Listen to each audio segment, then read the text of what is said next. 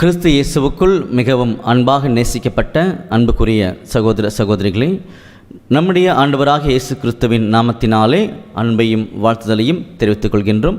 விசேஷ விதமாக வேதாகம பொக்கிஷசாலையிலிருந்து இன்றைக்கு நாம் பார்க்கக்கூடிய ஒரு பாடத்தினுடைய தலைப்பு அல்லேலூயா அப்படின்ற தலைப்பில் சில உண்மைகளை குறித்து நாம் தியானிக்க போகின்றோம். இன்றைக்கு கிறிஸ்துவ மண்டலத்தில் பொதுவாக அனைத்து மக்களுமே பயன்படுத்தக்கூடிய ஒரு முக்கியமான வார்த்தை தான் அல்லேலூயான்னு சொல்லக்கூடிய ஒரு வார்த்தை.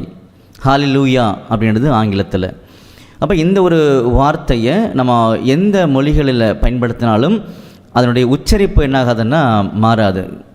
ஸோ இந்த வார்த்தையினுடைய விசேஷமான ஒரு காரியம் அது. அப்போ இந்த வார்த்தையினுடைய அர்த்தம் தெரிந்து சில பேர் தவறாக செயல்படுத்துகிறாங்க. இந்த வார்த்தையினுடைய அர்த்தம் புரியாமல் என்ன பண்ணுறாங்கன்னா சில பேர் பயன்படுத்துகிறாங்க, செயல்படுத்துகிறாங்க. இப்படி பல்வேறு தரப்பட்ட மக்கள் பார்த்திங்கன்னா இருக்கிறாங்கன்றது நமக்கு தெரியுது.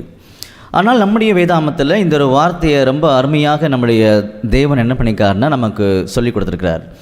அப்போ இந்த வார்த்தை சொல்லப்பட்ட இடங்கள் எங்கே இருக்குது அப்படின்னு சொல்லி பார்த்திங்கன்னா அதிகமான இடங்களில் கிடையாது. புதிய ஏற்பாட்டில் வெளிப்படுத்தின விசேஷத்தில் 19ஆம் அதிகாரத்தில் பார்த்திங்கன்னா இந்த வார்த்தைகள் பயன்படுத்தப்பட்டிருக்குது. உதாரணத்துக்கு பார்த்திங்கன்னா 19ஆம் அதிகாரத்தில் 1ஆம் வசனம் வாசிக்கும் பொழுது, இவைகளுக்கு பின்பு பரலோகத்தில் திரளான ஜனக்கூட்டம் இடுகிற ஆரவாரத்தை கேட்டேன், அவர்கள் அல்லேலூயா. பார்த்திங்களா, இந்த இடத்துல அந்த வார்த்தை பயன்படுத்தப்பட்டிருக்குது. அதே பார்த்திங்கன்னா 3ஆம் வசனம், 4ஆம் வசனம், 6ஆம் வசனம், இந்த இடங்கள்லாம் பார்த்திங்கன்னா இந்த வார்த்தைகள் பயன்படுத்தப்பட்டிருக்கும். அப்போ இதோடைய ஆரிஜின், அப்போது இதை எங்கேருந்து எடுத்து எழுதியிருக்கிறாங்க, அர்த்தத்தை எப்படி கனெக்ட் பண்ணியிருக்காரு அப்படின்னு சொல்லி கவனிக்கும் பொழுது, பழைய ஏற்பாட்டு கால புஸ்தகத்தில் பார்த்திங்கன்னா இதை அறிமுகப்படுத்தினவர் தாவீது ராஜா. அப்போ சங்கீதம் 104வது சங்கீதத்திலிருந்து 150ஆம் சங்கீதம் வரைக்கும் நம்ம வாசித்து பார்க்கும் பொழுது இந்த வார்த்தைகளை பெரும்பாலான இடங்கள் என்ன பண்ணிப்பார்னா தாவீது ராஜா பயன்படுத்தியிருப்பார். உதாரணத்துக்கு சங்கீதம் 104ல் 35ஆம் வசனம் வாசிக்கும் பொழுது, பாவிகள் பூமியிலிருந்து நிர்மூலமாகி துன்மார்க்கர் இனி இராமல் போவார்கள், என் ஆத்மாவே கர்த்தரை ஸ்தோத்திரி, அல்லேலூயா அப்படின்னு சொல்லி எழுதப்பட்டிருக்கு. அதே பார்த்திங்கன்னா சங்கீதம் 150ல் நிறைய இடங்களில் இந்த வார்த்தை என்ன பண்ணியிருப்பார்னா பயன்படுத்தியிருப்பார்.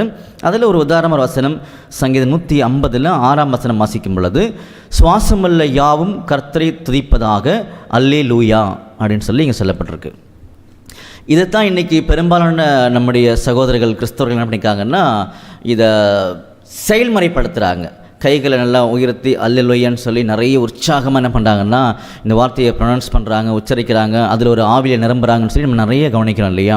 ஆனால் என்ன அர்த்தம், இது எப்படி செய்யணும் அப்படின்றது பார்த்திங்கன்னா ரொம்ப ஆச்சரியமான ஒரு விளக்கத்தை நம்முடைய வேதாமத்தில் கொடுக்கப்பட்டிருக்குன்றதை இப்போ நம்ம நம்புகிறோம். அப்போ இந்த விளக்கத்தை கவனிக்க வேண்டியது நம்முடைய முக்கியமான ஒரு கடமைன்றதை நம்முடைய ஆண்டவர் என்ன பண்ணியிருக்காருன்னா சொல்லி காமிச்சிருக்கார். அப்போ இந்த ஒரு வார்த்தைகளை ஆங்கில வேதாமத்தில் நம்ம வாசிக்கும் பொழுது என்ன மாதிரி ஸ்பெல் பண்ணியிருப்பாங்க அப்படின்னு சொல்லி கவனிக்கும் பொழுது, ஹல்லேலூயா HALLELUJAH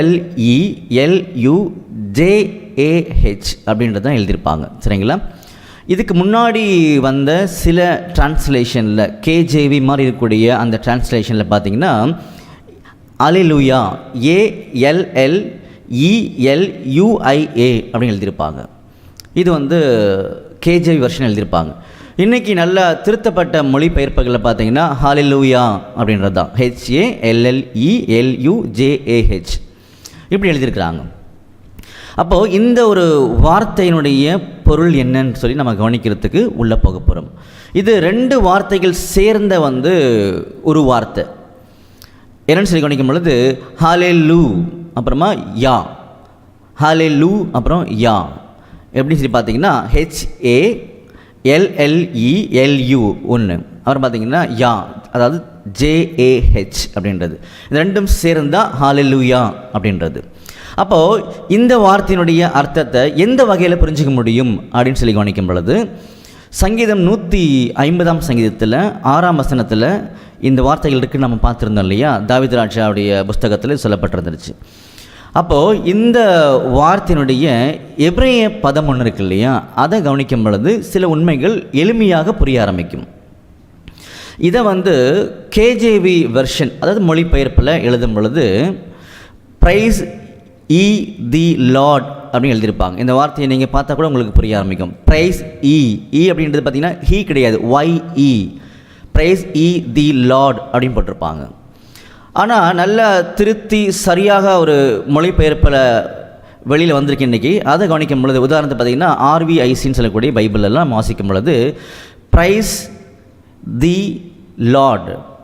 இன்னும் பெட்டராக கவனிக்கணும்னா ப்ரைஸ் ஈ யாவே அப்படின்னு போட்டிருப்பாங்க.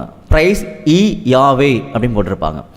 அப்போது இந்த ஒரு வார்த்தையினுடைய அர்த்தத்தை இன்னும் கொஞ்சம் தெளிவாக நமக்கு புரியணும்னு சொல்லி ஆசைப்படும் பொழுது பழைய ஏற்பாட்டு காலத்தில் பார்த்திங்கன்னா தேவனை துதிக்கூடிய காரியங்களை பற்றி ஒரு 3 முக்கியமான வார்த்தைகளை பயன்படுத்துகிறாங்க. யாதா, அதாவது YADAH அப்படின்றது. இன்னொன்று பார்த்திங்கன்னா ஜாமார், ZAMAR அப்படின்றது. மூணாவது கவனிக்கும்போது ஹாலால், HALAL அப்படின்றது. இந்த மூன்றாவதாக பயன்படுத்தப்பட்ட வார்த்தை இருக்குது பார்த்தீங்களா, HALAL, ஹாலால் அப்படின்ற வார்த்தை. இதுதான் ஹalleluya அப்படின்ற வார்த்தையினுடைய ஒரு பேஸ் எபிரேய வார்த்தை.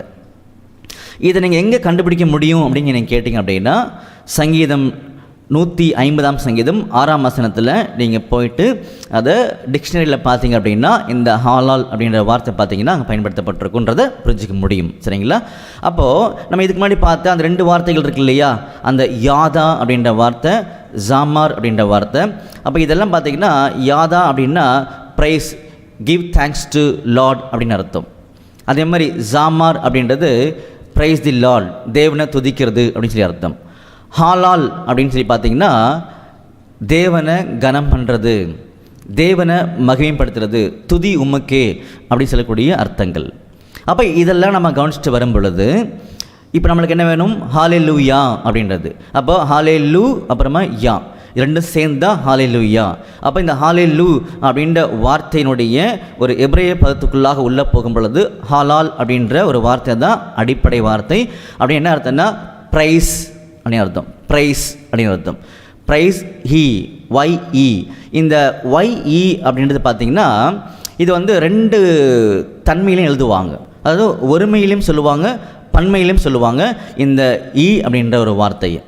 இதை எப்படி புரிஞ்சிக்க முடியும்னு சொல்லி கவனிச்சிங்கன்னா பாருங்கள், ஆதிகாமத்தில் 2ஆம் அதிகாரம் 17ஆம் வசனம் வாசிக்கும் பொழுது இதெல்லாம் நீங்கள் ஆங்கிலத்தில் படித்து பார்க்கணும். அப்போ தான் இந்த YE அப்படின்ற வார்த்தை அங்கே வந்திருக்கும். அப்போ அப்போ அந்த ஈன்ற வார்த்தை ஒருமையில் இந்த ஆதியாகம் 2:17 எழுதப்பட்டிருக்கும், பன்மையில் ஆதியாகம் 3:1 எழுதப்பட்டிருக்கும். அவ்வளோதான், சிம்பிள். அப்போது இதெல்லாம் நாம் படித்து உள்ளே வரும் பொழுது சங்கீதம் 150 6 இது மட்டும் இல்லை, சங்கீதம் 104 நீங்கள் வாட்சி பார்க்கும் பொழுது ஹalleluyaன்ற வார்த்தை இருக்கு இல்லையா, அப்போ அந்த வார்த்தை 2 வார்த்தை சேர்ந்து தான் ஒரு வார்த்தை வெளியே வந்திருக்கு, ஹalleluya அப்படின்றது. அப்போ ஹalleluya அப்படின்ற வார்த்தையினுடைய ஒரு எபிரேய பதம் பார்த்திங்கன்னா ஹாலால் அப்படின்றது. அதோடைய அர்த்தம் பார்த்திங்கன்னா ப்ரைஸ் ஈ அப்படின்றது. அப்போ ப்ரைஸ் ஈ வரும் பொழுது தேவனுக்கே துதி அப்படின்னு சொல்லக்கூடிய அர்த்தத்தை தான் வெளியே எடுக்க போகிறோம் இப்போ. சரிங்களா? அப்போ ப்ரைஸ்ன்றது துதி, உமக்கே துதி. புரிஞ்சுங்களா? உமக்கே துதி அப்படின்றது. அப்போது யாருக்கு துதி அப்படின்னு சொல்லி வரும்பொழுது அதுதான் ஜா அப்படின்றது, JAH அப்படின்றது. JAH அப்படின்றது என்னன்னு சொல்லி எபிரேய பதத்தில் நம்ம கவனிக்கும் பொழுது யாவே, அதாவது YHWH, யாவே, யெகோவா தேவனை துதி செய் அப்படின்னு சொல்லக்கூடிய அர்த்தத்தை தான் என்ன பண்ணியிருக்காங்கன்னா கொடுத்துருக்காங்கன்றதை தெளிவாக புரிஞ்சிக்க முடியும். அப்போ அந்த JAH அப்படின்ற வார்த்தையினுடைய எபிரேய பதத்தை எங்கே கண்டுபிடிக்கலாம் அப்படின்னு சொல்லி பார்த்தீங்கன்னா உதாரணமாக 2 வசனங்கள் நாங்கள் பகிர்ந்துக்கிறோம். ஒன்று கவனிக்கும் பொழுது ஏசாயால 26ஆம் அதிகாரம் 4ஆம் வசனம், அப்புறம் பார்த்தீங்கன்னா யாத்ராமத்தில் 15ஆம் அதிகாரம் 2ஆம் வசனம். இங்கெல்லாம் நீங்கள் படித்து பார்த்து அதனுடைய எபிரேய பதம் எடுக்கும் பொழுது ஜா அப்படின்றது, JAH அப்படின்றது அப்படின்னா யாவே, யெகோவா தேவனை பற்றி, அவரை பற்றி சொல்லப்பட்ட ஒரு வார்த்தைன்றது புரிய ஆரம்பிக்கும். அப்போ நல்லா கவனிங்க, ஹalleluya அப்படின்னா ஹalleluya அப்படின்றது ப்ரைஸ் ஹீ, துதி செய் அப்படின்னு அர்த்தம். யாரை பண்ணும்? யாவே, JAH அப்படின்னு பார்த்தோம் இல்லையா. அப்போது யாவேவை துதி செய், யெகோவா தேவனை துதி செய், கனம் பண்ணு, அவருக்கே மகிமை, அவருக்கே கனம் அப்படின்றது தான் இந்த வார்த்தையினுடைய சரியான அர்த்தம். இந்த மாதிரி இந்த வார்த்தையோட அர்த்தம் தெரிந்து அதை செயல்படுத்தக்கூடிய முறைமைகள். அப்போது ஒட்டுமொத்த உலகத்தில் இருக்கக்கூடிய சர்வ காரியங்களையும் உண்டாக்குனவர் யெகோவா தேவன், சர்வ வல்லமையுள்ள தேவன். நம்முடைய ஆண்டவராக இயேசு கிறிஸ்துவை உண்டாக்குனவர் அவர். அப்போ இப்படிப்பட்ட கனம் பொருந்திய மனித அறிவுக்கு எட்டாத வல்லமையுள்ள சர்வ வல்லமல்ல ஒரு தேவனை துதி செய்கிறத பற்றி தான் தாவீது ராஜா சொல்லி காமிச்சார். அதுதான் நம்ம புதிய ஏற்பாட்டில் வரும்பொழுது வெளிப்படுத்தும் விசேஷத்தில் அங்கே சொல்லப்பட்டிருக்கு இல்லையா? அப்படி பண்ணும் பொழுது அவரை கனம் பண்ணக்கூடிய காரியங்கள், துதிக்கூடிய காரியங்கள் நம்ம புத்தி மயக்கத்தில் கைகளை தூக்கியோ அல்லது ஏதோ ஒரு செயல் மூலமாக செய்யாமல் மிகவும் தாழ்மையோடு நம்மளை பணிந்து கொண்டு தேவனை வணங்கக்கூடிய ஒரு காரியங்கள் அது. அப்படி பண்ணும் பொழுது அது வார்த்தையில் மட்டுமல்லாமல் செயல்முறையில் சரியாக இருக்க வேண்டும் என்பதுதான் வேதத்தினுடைய முக்கியமான பிரமாணம் என்பதை இந்த ஹல்லேலூயா அப்படின்ற வார்த்தை நமக்கு சொல்லி காமிக்கிறது. புரிஞ்சுங்களா? அதனால தான் யோவான் எழுதும் பொழுது பாருங்கள், 1 யோவான் 3ஆம் அதிகாரம் 18ஆம் வசனம் வாசிக்கும் பொழுது, என் பிள்ளைகளே, வசனத்தினாலும் நாவினாலும் அல்ல, கிரியினாலும் உண்மையினாலும் அன்பு கூறக்கடவும் சொல்லி காமிச்சார். அப்போ இந்த வார்த்தையினுடைய ஒட்டுமொத்த ஒரு செயல்பாடுகளை வெளியே கொண்டு வரணும் அப்படின்னா நாம் யெகோவா தேவனை, யாவே தேவனை துதி செய்யணும், கனம் பண்ணணும் அப்படின்றது நம்முடைய கிரியில் இருக்கணும். அப்படி செய்யும் பொழுது மட்டுமே அவருடைய குமாரனை நாம் ஏற்றுக்கொண்டதற்கு அர்த்தம் என்பதையும் வேதாக நமக்கு தெளிவுபடுத்தி காமிக்கிறதுன்றதை இந்த வார்த்தைகளில் இன்னும் ஆழமாக நிதானிக்கும் பொழுது எல்லாராலையும் புரிந்து கொள்ள முடியுன்றதை நம்ம தெரிஞ்சுக்கிறோம். அப்போ இன்றைக்கி நாம் பார்த்த பாடத்தில் ஹல்லேலூயா, அல்லேலூயா அப்படின்ற வார்த்தையை எடுத்து நம்ம தியானித்தோம். அப்போ அந்த வார்த்தையினுடைய ஒரு சரியான அர்த்தம் என்னன்னு சொல்லி கவனிக்கும் பொழுது, பிரைஸ் இ யா, அதாவது யாவே தேவனை துதி செய், கனம் பண்ணு, மகிமைப்படுத்து அப்படின்ற ஒரு அர்த்தம் தான் இந்த ஹல்லேலூயா, அல்லேலூயா அப்படின்ற ஒரு வார்த்தை கொடுக்குதுன்றதை தெளிவாக புரிஞ்சுக்கிட்டோம். அப்படி தொடர்ந்து நம்முடைய இயேசு கிறிஸ்துக்குள்ளாக பிதாகிய தேவனை கனப்படுத்த, மகிமைப்படுத்த தேவன் தாமே கிருபை செய்வாராக. ஆமீன்.